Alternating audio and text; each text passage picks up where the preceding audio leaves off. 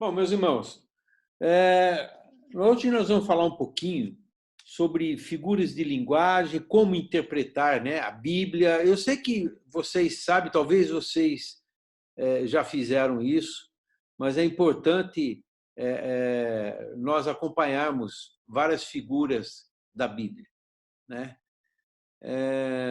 Onde é que está? Onde é que está? Está aqui. Deixa eu ver. Eu vou tentar mudar isso daí. Agora melhorou. Tá.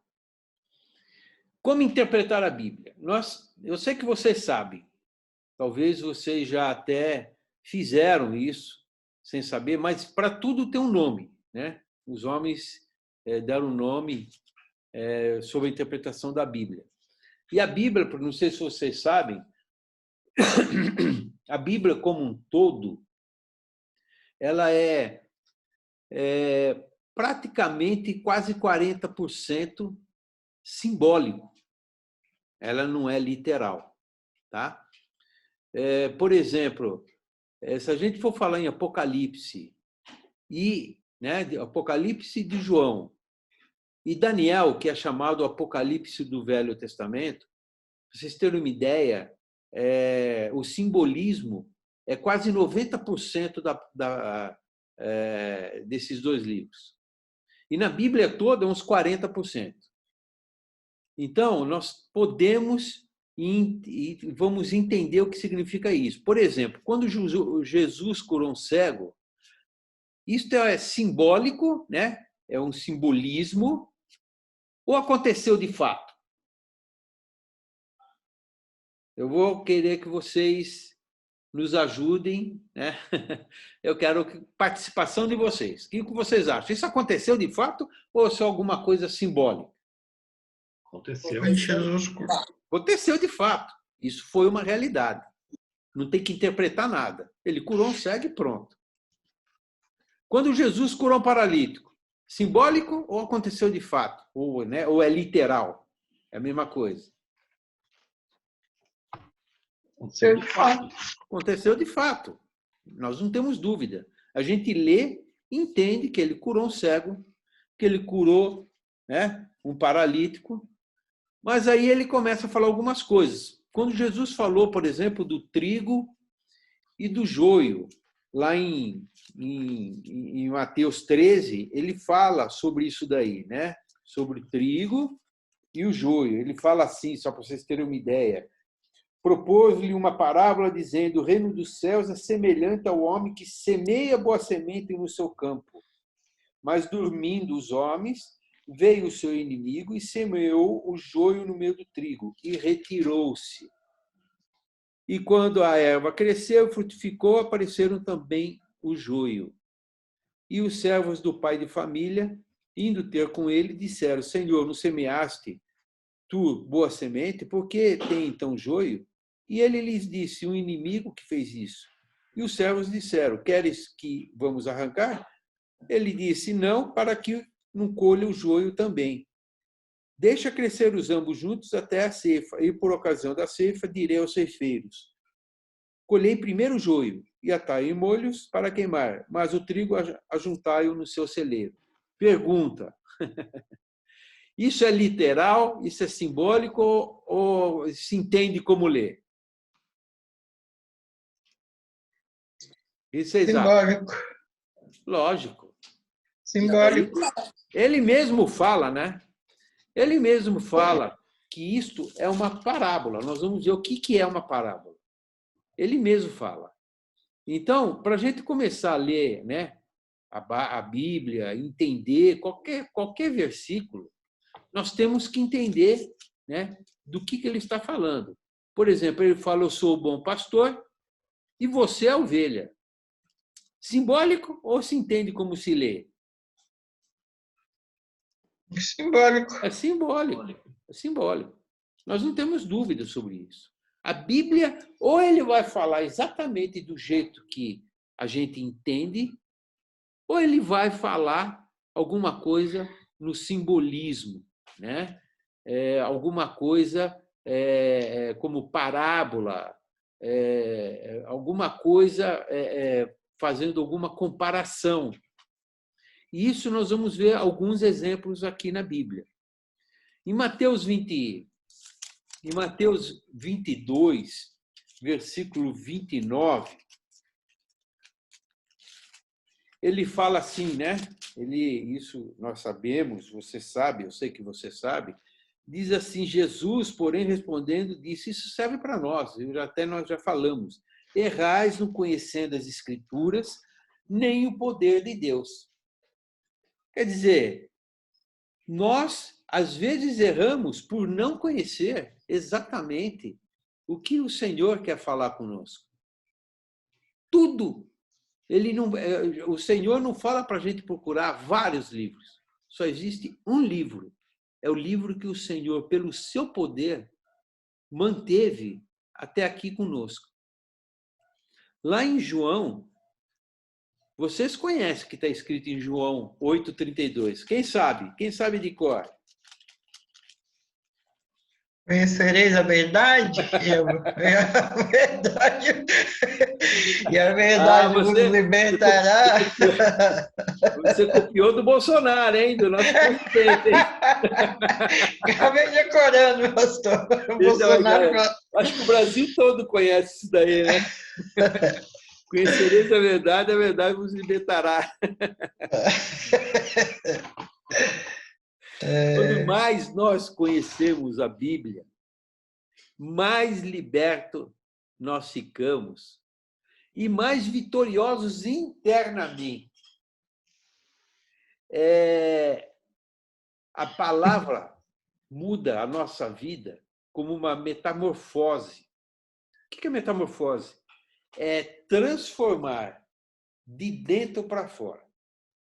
Mas se nós lemos alguma coisa e temos dúvida, nós temos condições de tirar essas dúvidas, de ir atrás a fundo e verificar exatamente o que a Bíblia está dizendo com aquele versículo, aquela passagem, né?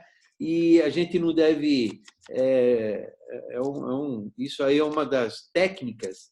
A gente não pode pegar apenas um versículo. Quando você lê por esse versículo, conhecereis a verdade vos libertará, nós entendemos. Mas se nós lermos o contexto da palavra inteira, nós vamos ver sobre a missão do Senhor Jesus, para ele chegar nisso. Quando nós lemos, por exemplo, que Paulo fala assim, né? Tudo posso naquele que me fortalece. É bonito isso daí, né? É até bonito, muitos usam isso. Tudo posso naquele que me fortalece.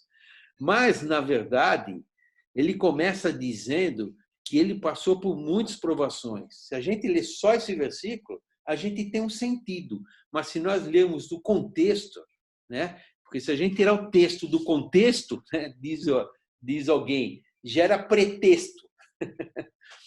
Então, Paulo começa a dizer que ele passou por dificuldade, passou por perigos, passou por falsos irmãos, levou chibatada, passou naufrágio, e ele faz uma lista de tudo que aconteceu com a vida dele. Para quando ele chegar no fim, ele fala assim, olha, gente, eu passei por tudo isso, eu não fiquei. Agora, eu estou muito mais experimentado do que antes. Então, eu posso dizer, tudo posso naquele que me fortalece. Então, a gente não pode tirar, né, o texto do contexto. A gente pode ler o texto, mas se a gente lê o contexto, quer dizer, tudo que envolve o texto, nós vamos ter uma compreensão melhor daquilo que a Bíblia... Quando a gente fala assim, olha, meus irmãos, o que a Bíblia quer dizer para nós, sabe o que significa? Significa o que é que o autor desta Bíblia, que a Bíblia é o único livro que você consegue ler com o autor do lado, o que o autor desta Bíblia quer falar conosco. Quer falar conosco. Então, Josué, por exemplo, quando, né, morreu Moisés, e ele foi um servo fiel, sempre ficou ao lado de Moisés, e, de repente, o Senhor levou Moisés. E ele tinha que ir agora com um povo numeroso, que quando eles saíram, né, do Egito, eles estavam em 3 milhões entre homens, mulheres, crianças, e talvez tinha até mais, mas ele tinha que pegar aquele povo que, há um tempo atrás, era escravo. E eles tinham que invadir uma terra, derrotar os inimigos. Claro que Deus preparou todos, né, no deserto durante 40 anos no deserto. Não foi apenas um passeio, né? Eles não ficaram passeando no deserto. Eles ficaram no deserto aprendendo, lutando, guerreando, tiveram algumas batalhas no deserto, mas chegou o momento deles tomarem posse da terra. Então, quando eles chegaram na terra, o Senhor chegou para Josué, não falou assim, olha, começa a ter estratégia para invadir os povos, para derrotar, para lutar, pega a sua espada, pega o seu escudo, treina mais. Ele não falou nada disso. Sabe por quê, meus irmãos? Porque o Senhor fala na Bíblia que o Senhor não procurou um povo grande, numeroso. Deus não pegou um povo onde tinha os mais sábios da face da terra. Mas o Senhor pegou um povo porque ele escolheu aquele povo e foi promessa que ele deu ao amigo dele, Abraão. O Senhor chega para Josué e fala assim: esforça-te, tem bom ânimo, porque tu farás este povo herdar a terra que jurei a seus pais que lhes daria. Isso é promessa de Deus. Quando o Senhor nos dá uma promessa, nós temos que crer na palavra dele. Então, somente esforça-te e tem muito bom ânimo. Quer dizer, você tem que ter esperança naquilo que Deus prometeu para você. Delas para teres o cuidado de fazer conforme toda a lei que meu servo Moisés te ordenou. Dela está falando da palavra. Não te desvie nem para a direita nem para a esquerda, para que prudentemente conduzas por onde quer que andares. Não aparte da tua boca o livro desta lei, antes medite nela dia e noite, para que tenhas cuidado de fazer conforme tudo quanto nela está escrito. Quem escreveu foi Deus que falou. E a palavra fala que Moisés foi aquele que falava face a face com Deus. Deus falava, Moisés ia escrevendo, porque então farás prosperar o teu caminho e então prudentemente conduzirás. Não pasme nem te espante, porque o Senhor teu Deus é contigo para onde quer que andares. Meus irmãos, nós temos a promessa, nós temos a palavra, nós temos a vitória dada pelo nosso Senhor. Nós não podemos e nem devemos recuar. A única coisa que o Senhor fala é: olha a palavra. Sabe por quê, meus irmãos? A derrota não está contra os nossos inimigos. Não está, porque Deus pode fazer o que ele fizer. O problema de Davi não eram os inimigos. Ele chegava diante de Deus e falava assim: Senhor, posso ir invadir? Você vai entregar nas minhas mãos? Vou. Quando o Senhor falava que ia, podia acontecer o que for. Ele pegava e ia, mesmo sendo numeroso, ele não queria nem saber. Ele sabia que Deus já tinha dado a vitória. A vitória vem de Deus. Mas a derrota, meus irmãos, pode vir de dentro do nosso coração. Se nós tivermos com os nossos corações, eu falo isso daí e é uma verdade, se nós tivermos com os nossos corações amargurados, sendo negativista com tudo, reclamando com tudo, meus irmãos, pode vir, eu diria assim, o inimigo menorzinho do mundo vai nos vencer, porque nós já estamos derrotados dentro do nosso coração. Por isso que Deus falou isso para Josué. Josué, eu conheço o teu coração. Não se preocupe com o povo. Eu já dei a promessa. Você vai fazer o povo inteiro herdar essa terra que eu prometi. Agora, o problema é você ter no seu coração a palavra que eu fiz com que ficasse. Hoje, por exemplo, nós lemos, né? A Torá, Pentateuco, todos os livros da Bíblia, nós lemos. Ele falou assim: eu não estou preocupado com quem você vai guerrear. Se precisar enviar os anjos para te ajudar a guerrear, você vai vencer de qualquer jeito. Agora, se você tiver derrotado no teu coração, esquece. Aí não vai ter jeito. Aí não vai ter jeito. Então, para nós termos a palavra, nós também temos que entender, né? Nós temos que, com o nosso intelecto, entender. Por isso que ele fala assim, nós temos que prestar um culto santo e racional diante de Deus. Existem algumas técnicas de interpretação. A primeira dela, né? Eu estou falando só do principal. O nome pode ser um nome assim meio palavrão, né? Mas não é não, tá? São palavras que qualquer teólogo, né? Qualquer estudioso da Bíblia conhece. Exegese. Alguém já ouviu falar dessa palavra? Exegese. Exegese? Não lembro. Eu não lembro. Isso daí é uma técnica, é uma arte de buscar a fundo o sentido original do texto. O porquê ele foi escrito. Para quem ele foi escrito. O que o escritor queria dizer no tempo que ele escreveu a palavra. Então, é como que se nós nos transportássemos no momento que ele estava escrevendo. E por que ele escreveu aquilo? Porque se está na palavra, vou falar uma coisa para vocês. Deus usa as nossas experiências, a experiência dos escritores desta Bíblia, para nos ensinar. Para nos ensinar. E essa é a grande diferença da pessoa que é sábia e da pessoa que é inteligente. O que é uma pessoa inteligente? Alguém pode responder? Esses dias eu ouvi um pastor falando sobre isso, que inteligente é você saber que um tomate é uma fruta. E sábio é você não colocar ele na salada de frutas. É mais ou menos isso, é isso mesmo. A pessoa inteligente, ele faz alguma coisa e ele erra. Então, ele é inteligente, eu não vou errar 2 vezes. Ou às vezes até 3. Não vou errar 3 vezes. Isso eu não vou fazer mais.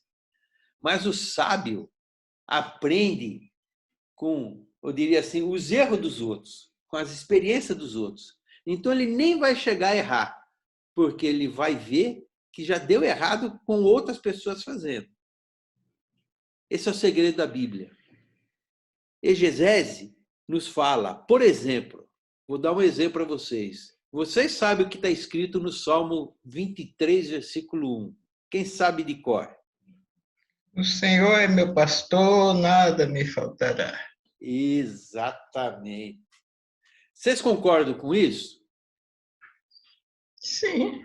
Tá. Então eu vou falar uma coisa para vocês. O Senhor é meu pastor. Acabou. Isso é uma frase. Nada me faltará. Será que durante, né, a nossa vida a gente não vai ter falta de alguma coisa? Ou às vezes em alguma área da nossa vida, ou nós vamos, né, ter necessidade de alguma outra coisa? Será que a vida inteira nós não vamos ter falta de nada? Vocês acreditam? Está certo isso?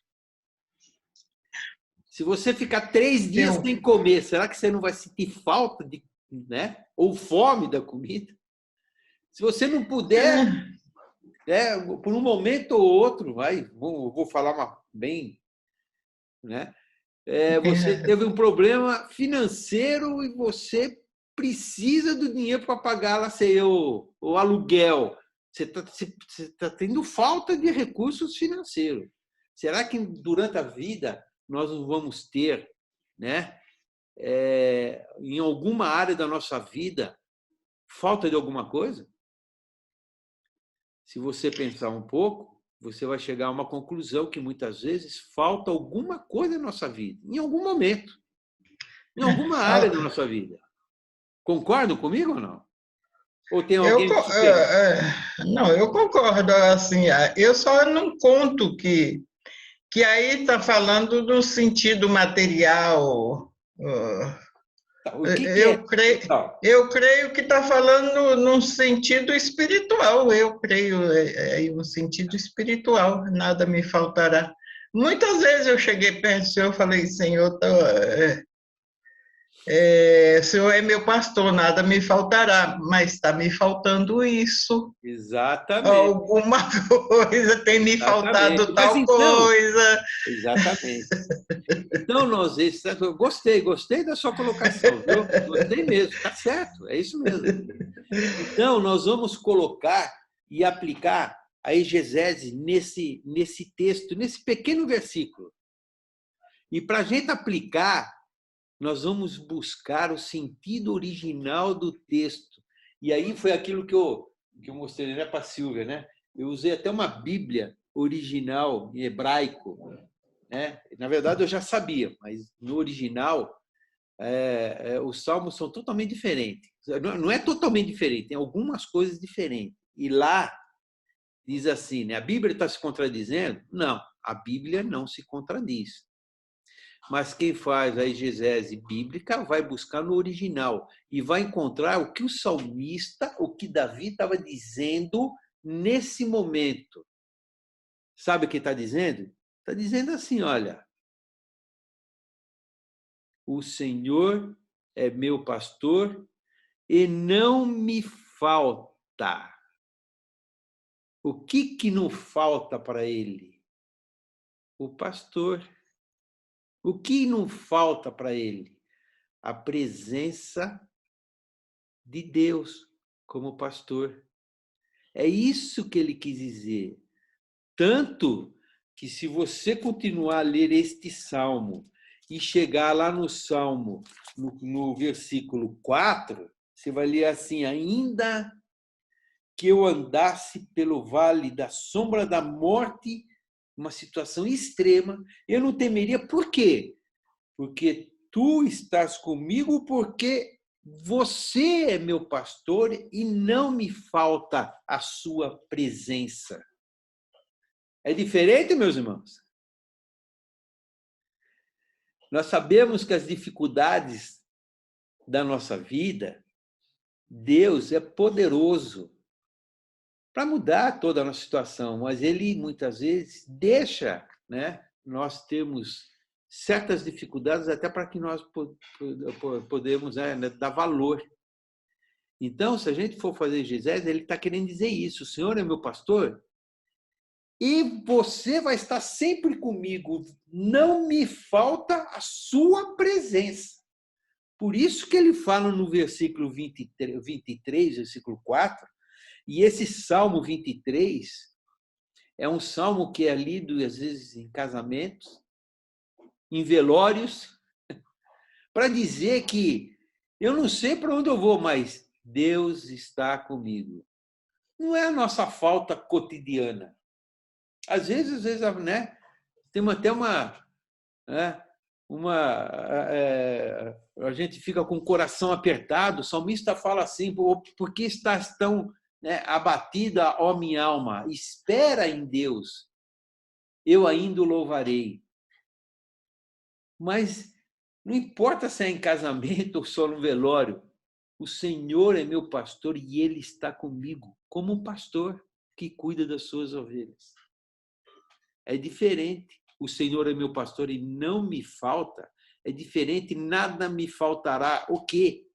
A presença do pastor. E se vocês lerem o versículo 23, ele fala assim: deitar me faz em vez de pastos, me manda para as águas tranquilas, refrigera a minha alma espiritual, guia-me pela vereda da justiça, abstrato, por amor do teu nome. E aí ele fala ainda que eu ande pelo vale da sombra da morte, não vou temer porque tu estás comigo. Aí ele fala assim: me dá vitória sobre meus inimigos, mas ele fala assim: certamente que a bondade e a misericórdia me seguirão. E ele termina: habitarei na casa do Senhor por longos dias. Ele começa com a presença de Deus no Senhor é meu pastor e não me falta, e termina na casa de Deus, na presença do pastor. E ele fala, quando ele fala por longos dias, a tradução original fala pela eternidade. até depois da morte, ele será o bom pastor, que vai estar sempre presente. Amém, queridos? É diferente ou não? Isso chama-se exegese. Se nós temos alguma dúvida, nós temos que ir mais fundo, mais profundo, verificar no texto original por que ele escreveu, para quem ele escreveu. Outro exemplo de exegese. Ele fala assim, olha, lá em Lucas, né, capítulo... Se vocês querem falar alguma coisa, vocês podem falar aí, levanta a mão, fala oi, deixa eu ter uma dúvida, tá bom? Lucas 18, 25, se nós pegarmos só o texto, ele fala assim, olha, porque é mais fácil entrar um camelo pelo fundo de uma agulha do que entrar um rico no reino de Deus. Isso é simbólico, mas o que será que o Senhor está querendo dizer? Jesus falou entrar um camelo pelo fundo da agulha. Será que essa agulha é gigantesca? Será que o camelo vai passar pelo, né, pelo furo, pelo fundo, né, da agulha? Será que é isso que ele quer dizer? Se nós aplicarmos a exegese, nós vamos chegar nisso daí. Que no tempo do Senhor Jesus, as cidades, né, sempre ficavam perto de lugares, perto de água, por causa do povo, dos animais, ou em lugares altos. E os castelos medievais, né, as cidades com muralhas, eram construídas em topos da montanha. E nesses castelos ou muros, eram desenvolvidas pequenas entradas, tinham pequenas portinholas, justamente para o tráfico de comerciantes. Eles deveriam ser estreitas e baixas para dificultar a passagem do inimigo. Esse buraco da agulha existe até hoje, tá? Também conhecidos como buraco da agulha. Muitos desses comerciantes vinham com seus camelos abarrotados de mercadoria e, para poder entrar, deveriam descarregar a carga do dorso do animal e ir colocando-a para dentro aos poucos, até mesmo para observar tudo que estava entrando na cidade. Daí o Senhor Jesus ter feito essa comparação entre facilidade, né, dos camelos e da porta. Ele quis dizer isso. Se nós nos transportarmos, né, no tempo do Senhor Jesus, nós iríamos saber disso e iríamos, né, entender o que ele estava querendo dizer. Olha, é mais fácil entrar um camelo, né, pelo fundo da agulha do que entrar um rico no reino de Deus. Não quer dizer que um rico não iria entrar. Só que tem muitos ricos aí fora cujo Deus é Mamon, ou seja, é a riqueza. E o único lugar da Bíblia que Jesus chama de Senhor aqui na terra é Mamon. Ninguém pode servir a dois senhores. Ou vai agradar um e desagradar o outro, ou ao contrário. Ou vai servir a Mamon, ou vai servir a Deus. É o único lugar que ele chama alguém de Senhor. Nem né, César, nem Herodes, ele nunca não chamou ninguém de Senhor. Mas ele chamou a riqueza deste mundo que toma o coração, né, como Senhor. Isso é exegese, meus irmãos. É nós interpretarmos uma passagem, né, uma parábola, seja qualquer coisa desse tipo, para que a gente possa entender o significado, por que foi falado, né, sobre isso. O que ele estava querendo dizer. Exegese. Amém, queridos? Exegese. Exegese. Exegese. Exegese. Fala rápido que você não era. Tem uma outra figura chamada outro nome difícil. Hermenêutica. Vocês não precisam decorar esses nomes, mas decora a técnica de entender o que a Bíblia está querendo nos ensinar. hermenêutica. O que é hermenêutica? A hermenêutica ela vem do grego, que significa explicar. E aí, meus irmãos, eu vou falar uma coisa para vocês. Eu me converti, eu tenho 45 anos de convertido, de conversão.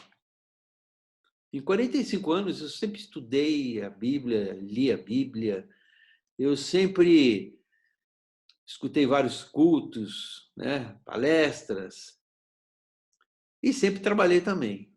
Todo o meu trabalho, tudo que eu fiz aqui nesta terra, já passou. Mas a primeira palavra que eu escutei lá atrás, a palavra da minha conversão, me lembra até hoje. E aplico na minha vida até hoje. Hermenêutica significa explicar. São regras que eu uso para me aproximar do texto, interpretá-lo com esse pequeno detalhe. A Bíblia interpreta a própria Bíblia. Por isso que nós estamos na escola bíblica. Tá? A Bíblia interpreta a própria Bíblia.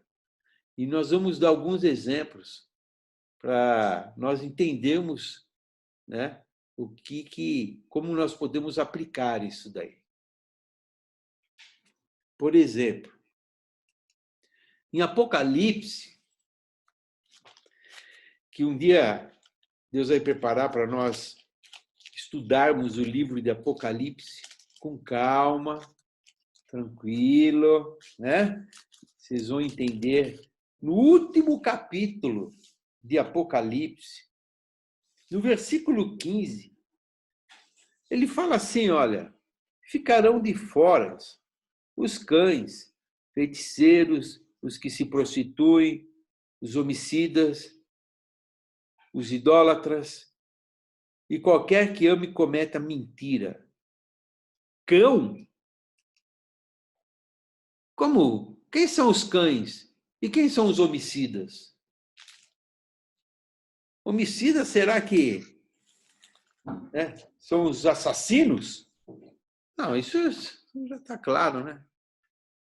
E os cães?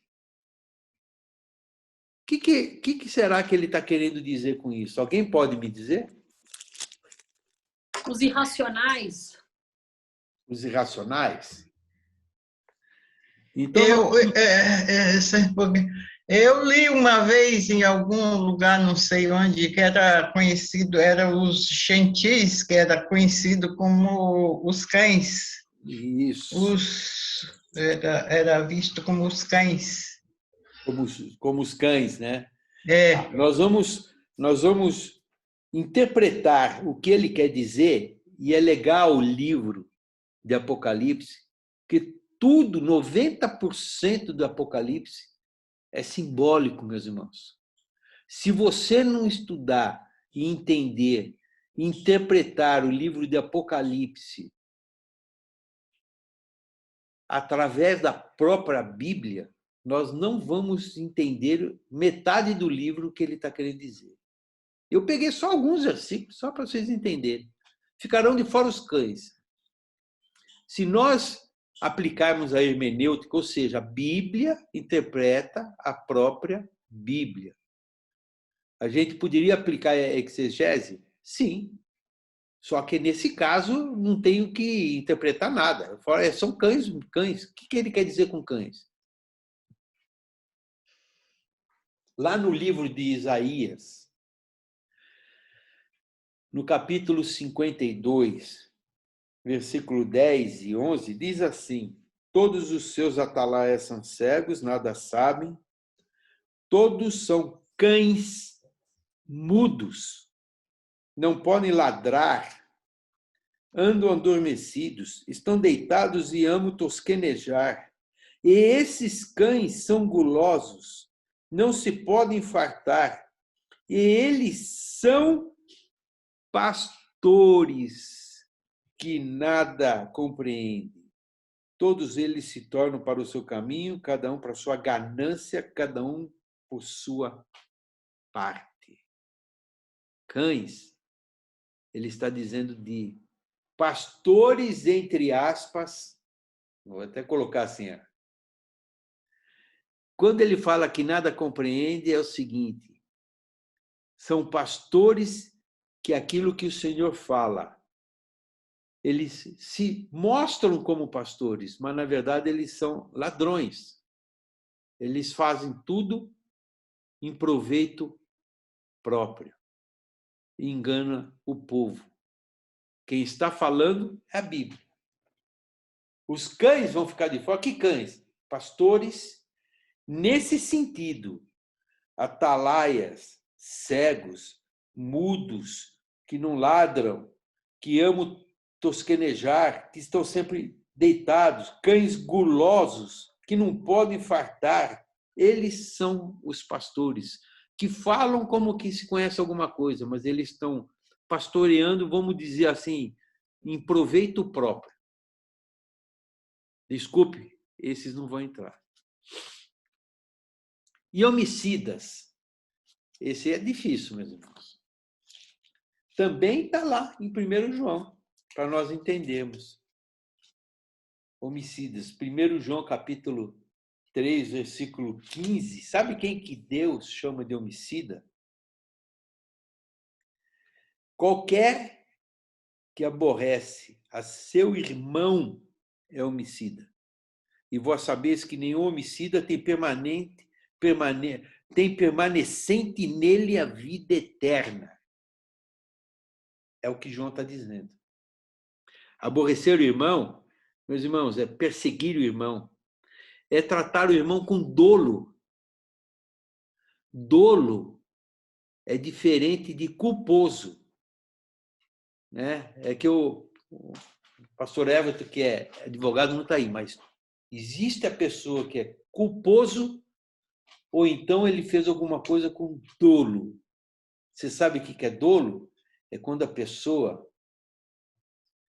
faz e prepara, né, de tudo para prejudicar o seu irmão, aquele que está na casa, aquele que está junto com ele. É aquele, meus irmãos, que fica maquinando, dizendo assim, como que eu vou fazer para prejudicar o meu irmão? Essa é uma pessoa com dolo, é uma pessoa que persegue o irmão, que sempre vai atrás. E culposo, por exemplo, né? É uma grande diferença, né? A pessoa, quando é culposa, ela não tem intenção. Por exemplo, o cara sai com o carro, está andando numa via 60 por hora na marginal, vê um ciclista passar na frente dele, pumba, ele pega, bate nele e mata. Não foi com dolo, mas ele é culposo, mas não foi com dolo. Agora, aquela pessoa fala, eu vou matar aquela pessoa, vai na loja, compra a arma, coloca a bala, espera o cara sair, quando ele sai, descarrega o revólver nele. Isso é dolo. A pena é diferente. E diante de Deus, eles não vão entrar no reino dos céus. É uma figura. Isso chama-se hermenêutica. A Bíblia explica a própria Bíblia. Olha um exemplo legal aqui. Você sabe que está escrito em Apocalipse 13, versículo 16? Hoje nós vamos falar algumas coisas do Apocalipse. Alguém sabe? Quem não sabe, fala não, só para ver se vocês estão aí. Não! Então tá. Diz assim, olha, 13, 16. E faz que todos, pequenos e grandes, ricos e pobres, livres e servos, lhe seja posto um sinal na sua mão direita e nas suas testas, para que ninguém possa comprar ou vender, senão aquele que tiver o sinal, ou nome da besta, ou o número do seu nome. Aqui há sabedoria. Aquele que tem entendimento, calcule o número da besta, porque é o número de um homem, e o seu número é 666. Vamos aplicar um pouquinho de hermenêutica nisso daí. Primeiro, por que, né, Jesus que escreveu, o autor do livro do Apocalipse chama-se Jesus Cristo glorificado, tá? Quem escreveu foi João, mas foi Jesus que ditou para ele. E Jesus falou assim, olha, quem tiver sabedoria, entenda, ó, o número é o número porque número de um homem, alguém sabe por que ele falou que é número de um homem? 666? Alguém pode me dizer? Alguém quer arriscar?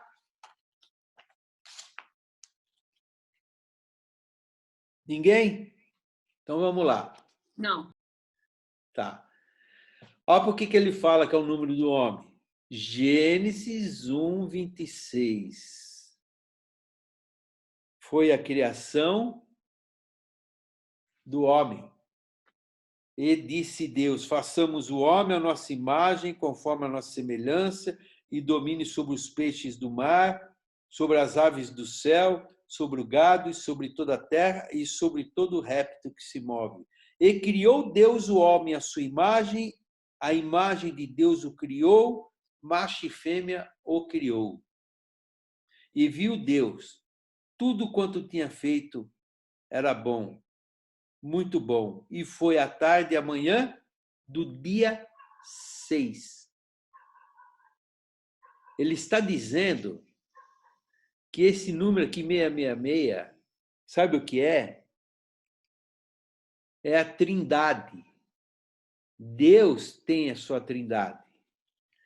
Lá em 1 João, no capítulo 5, versículo 7, ele fala assim, porque 3 são os que testificam no céu, Pai, a Palavra, o Espírito Santo. Esses 3 são um. E 3 os que testificam na terra, o Espírito, a água e o sangue. E esses 3 concordam em um. É a Trindade. E 666 é a Trindade do homem usado pelo inimigo, mais conhecido como a falsa trindade ou a trindade satânica. Assim como Deus, e nós estudamos sobre a trindade, assim como Deus está nele a trindade, né?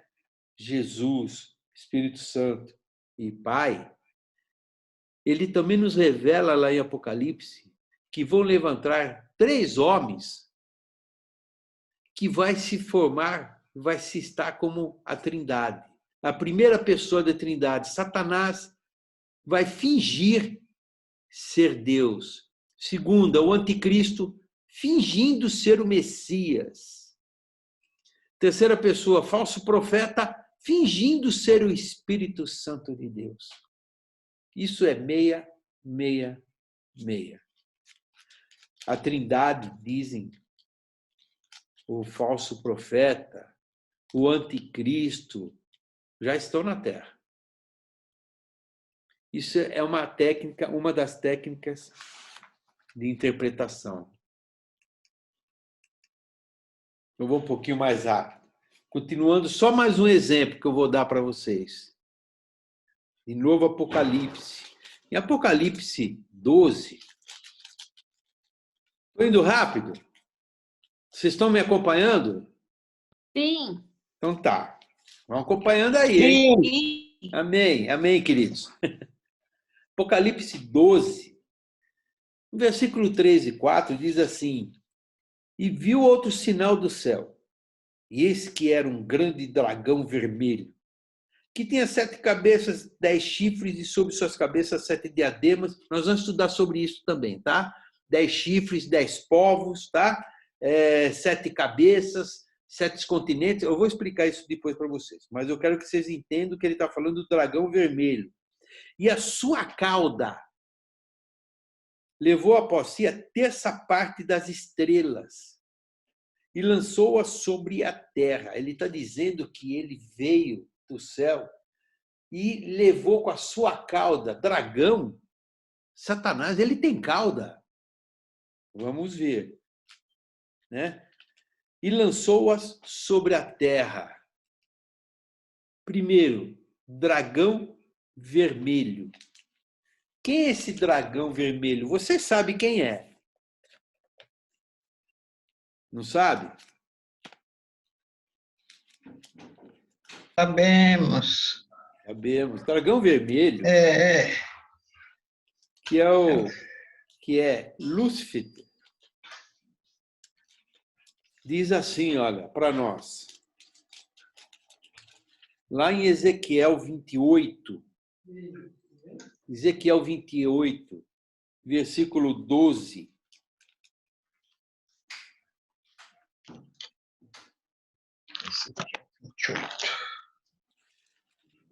Diz assim, olha. Tu és o aferidor da medida, cheio de sabedoria e perfeito em formosura. Isso é Lúcifer, quando ele foi criado por Deus. Estava no Éden, jardim de Deus. Toda pedra preciosa era a tua cobertura, a sardônia, o topázio, o diamante, a turquesa, o ônix, jaspe, safira, carbúnculo, esmeralda, o ouro. A obra dos teus tambores, dos teus pífaros estava em ti. Isso é louvor, viu, meus irmãos? No dia em que foste criado, foram preparados. Tu eras querubim ungido para proteger e te estabeleci no monte do Santo de Deus, no monte santo de Deus. Estava no meio das pedras, afogueadas andava. Perfeito eras nos teus caminhos, desde o dia em que foste criado, até que se achou iniquidade em ti. Nós estamos falando desse dragão. Em Isaías 14, ele fala mais sobre isso. Olha como a Bíblia interpreta a Bíblia. Quer saber quem é ele? Vamos lá. Isaías 14, versículo 12. Como caíste do céu, ó estrela da manhã, filha da alva, como foste lançado por terra, tu que debilitavas as nações, e tu dizias no seu coração, eu subirei. Se lembra a iniquidade que foi falado lá em Ezequiel? É o que ele estava colocando no coração. Eu subirei ao céu acima das estrelas de Deus, exaltarei o meu trono, e no monte da congregação me assentarei, na banda dos lados do norte. Subirei acima das mais altas nuvens e serei semelhante ao Altíssimo. E contudo levado será ao inferno, ao mais profundo do abismo. Vocês estão conhecendo quem é esse dragão. E a cauda? Olha só. Ele falou que com a sua cauda levou 1/3 dos anjos, 1/3 das estrelas. Mas como que é isso? Se lembra que nós falamos dos cães? Eu poderia dizer assim, né? Os profetas que não têm entendimento, ou seja, não falam loucamente, sem entendimento. E aqui ele fala da cauda. O inimigo, o dragão vermelho, né? Lúcifer, quando ele caiu, ele levou 1/3 dos céus e levou com a sua cauda. Mas o que é a cauda? Isaías 9, hermenêutica. Eu estou interpretando através da Bíblia. 9, versículo 15. O ancião e o varão de respeito é a cabeça. Olha só agora. E o profeta que ensina a falsidade é a cauda. Teve pregação nos céus, meus irmãos. Lúcifer começou a pregar falsa profecia lá nos céus. E com isso ele convenceu 1/3 dos anjos. Imaginem como ele é hábil para convencer. Foi exatamente o que ele fez com Adão e Eva lá no jardim. Que ele chegou para Eva e começou a falar mansamente. Como se ele já tinha experiência. Ele foi o que ele fez com os anjos. Ele convenceu os anjos dos céus, 1/3. Essa cauda que ele levou é a palavra que ele disse. falsa profecia. Foi o que o inimigo fez para derrubar 1/3 dos anjos. Legal, né? Quando a gente aplica a hermenêutica, a gente entende a Bíblia, a gente começa a estudar a Bíblia e não tem o que, sabe, não tem o que errar. É a Bíblia interpretando a própria Bíblia. Agora nós vamos falar rapidamente sobre 3 linguagens. Sobre 3, não, 4. Primeira, uma metáfora. É usado na Bíblia também. Ele usa a comparação para expressar uma verdade. Por exemplo, em Mateus 26, 26 a 28, o Senhor Jesus fala assim: este é meu pão, este pão é meu corpo que é partido por vós. E este vinho é meu sangue que é derramado por vós. Isso é uma metáfora. Lógico que Jesus usou no sentido literal, ou, né, como nem nós falamos lá atrás, mas sim no sentido figurativo. Assim, ele usou o pão como símbolo do seu corpo e o cálice como símbolo do seu sangue. Isso chama-se uma metáfora. Uma metáfora. É uma das linguagens. Outra, zoomorfismo. É uma linguagem que o Senhor usa que atribui características de animais a seres. Por exemplo, no Salmo 91, versículo 4, ele chega e fala assim para nós. Ele diz assim: e ele te cobrirá com as suas penas, e debaixo das tuas asas estarás seguro. A sua verdade é escudo broquel. É lógico que Deus não tem penas nem asas. Ele está falando da proteção e abrigo de Deus sobre as nossas vidas, as vidas dos nossos filhos, dos seus filhos. É isso que ele quis dizer. E ele usou uma figura de linguagem que é chamado zoomorfismo. Outra figura é uma hipérbole. É para vocês saberem como Deus escreveu a Bíblia, né? Como a Bíblia ela é rica nisso. Consiste em expressão de exagero, claro, né? É chamado de hipérbole. Por exemplo, no Salmo de número 6, no versículo 6, ele fala assim: já estou cansado do meu gemido. É Davi dizendo, tá? Toda noite faço nadar a minha cama, molho o meu leito com as minhas lágrimas.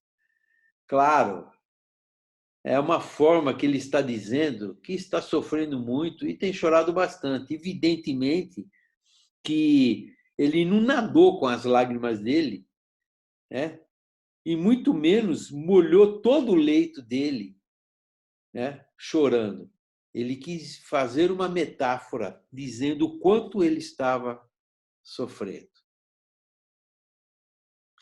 E agora, meus irmãos, a última figura que eu queria mostrar para vocês, que é uma figura que nós vamos usar bastante, parábola.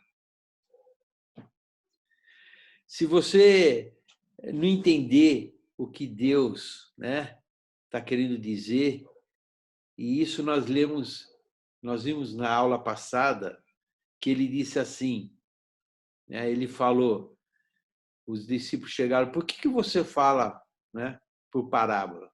E ele fala, eu falo por parábola, porque para vocês convém que seja revelado os segredos de Deus, mas para outros que escutam, eles não vão entender.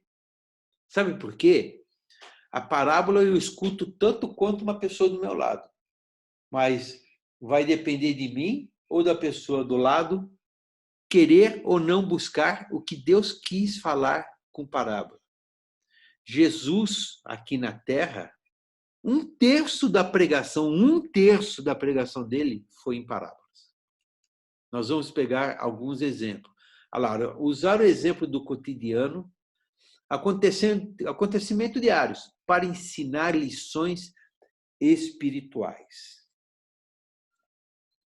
Primeiro, Jesus falou da parábola das 10 virgens, que está lá em Mateus 25, ele fala da parábola das virgens.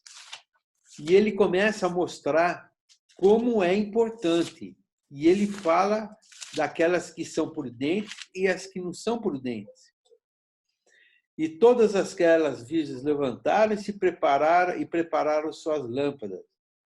E as loucas disseram às prudentes: dá o vosso azeite, porque nossas lâmpadas se apagam. Mas as prudentes falaram: não seja o caso que vos falte a nós.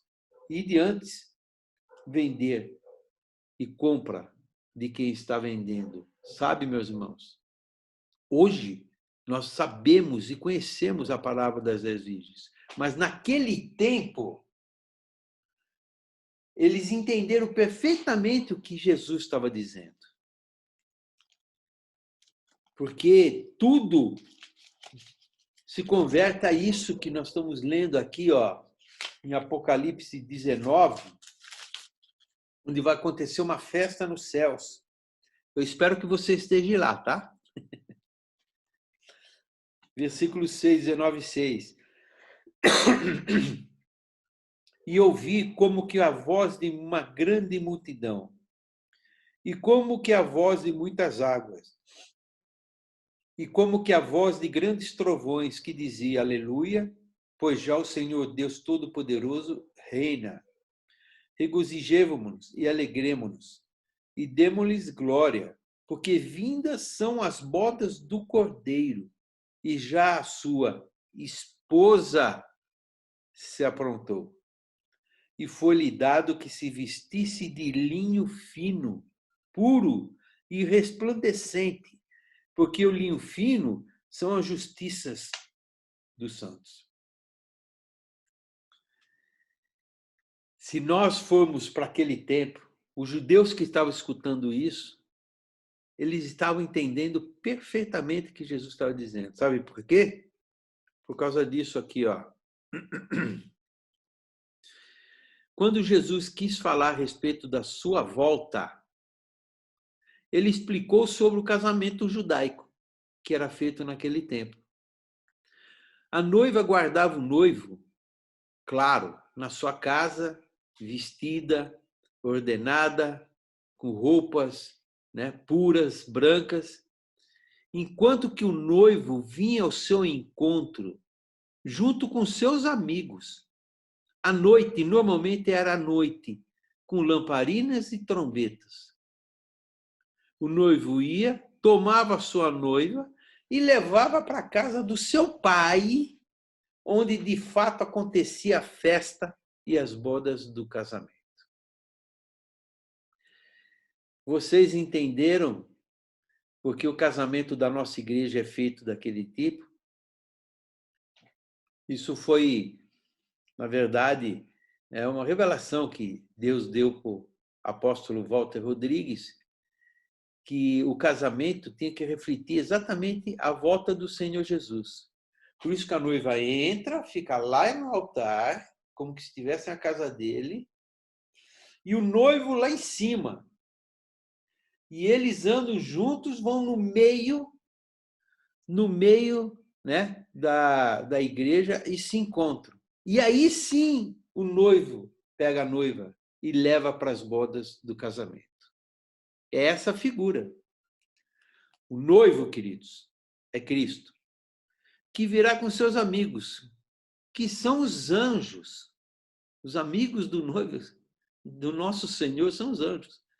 E arrebatará a noiva, que é a igreja, e levará para a casa do Pai, onde acontecerá as bodas do Cordeiro, conforme nós vimos em Apocalipse 19, versículos 6 e 8. Amém, queridos? Amém? Amém. Amém. Amém. Glória a Deus, né? Amém. Amém.